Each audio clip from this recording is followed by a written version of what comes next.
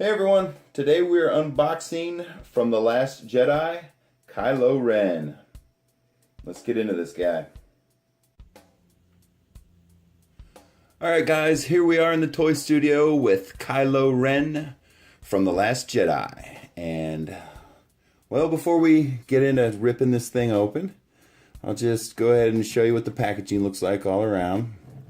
And one thing I can go ahead and tell you about is Disney and Hasbro are really trying to push this Force Link product, which, you know, I've gotten to play with it a little bit. I'm not so sure about it. I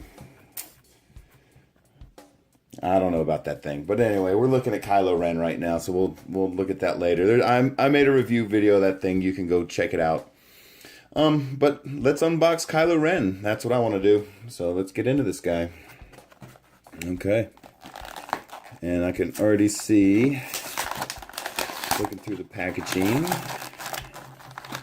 he does have a removable cape, so that is interesting.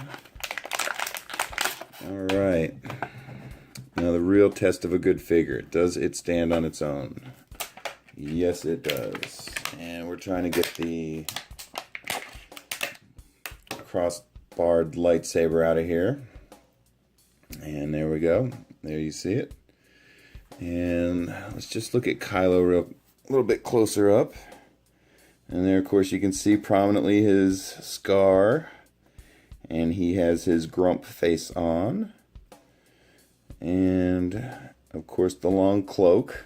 And it is removable. Let me show that to you real quick. And it just pulls right off.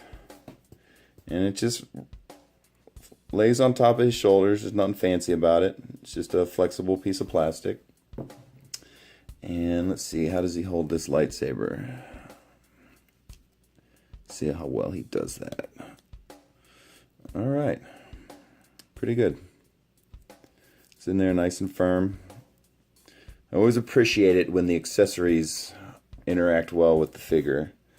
Sometimes it seems like they don't put a lot of effort into that, and then sometimes it seems like they do. So, but there you can see what he looks like with the robe off, and I'll give you a little bit closer look at the lightsaber. And I always find that it's, if I just let the character hold it, and instead of my big fingers, you guys get a little bit better look at it. And before we go any further, let's look at his movements. And so his head does go in two directions. You have a little bit of up and down movement and side to side. And on his arms, it looks like you only get shoulder movement, which that's fine. And no waist movement. And he does have hip movement. And you know, I can really appreciate the extra effort Hasbro and Disney has put into designing these characters, because if you go back to the earlier versions of figures that have these longer robes that hang down over their hips and stuff, they used to not take that into consideration. And you can see how they actually have a cutout for his legs, so you can actually bend his legs and put him all the way in the seated position. And before, like if you go back to the prequels and even earlier than that, they would just let the robes hang over, and you would like maybe be able to bend the character's legs that far.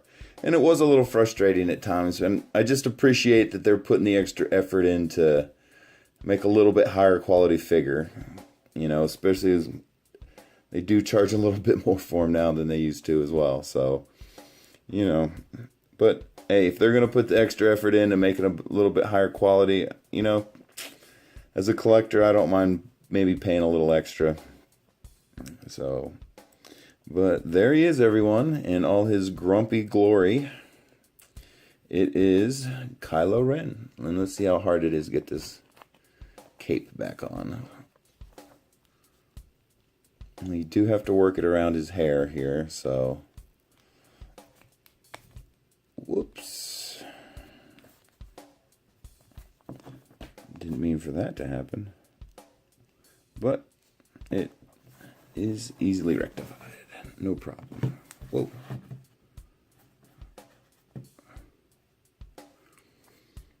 Alright guys, there he is. From The Last Jedi. This is Kylo Ren. And thanks for watching, everyone. Bye.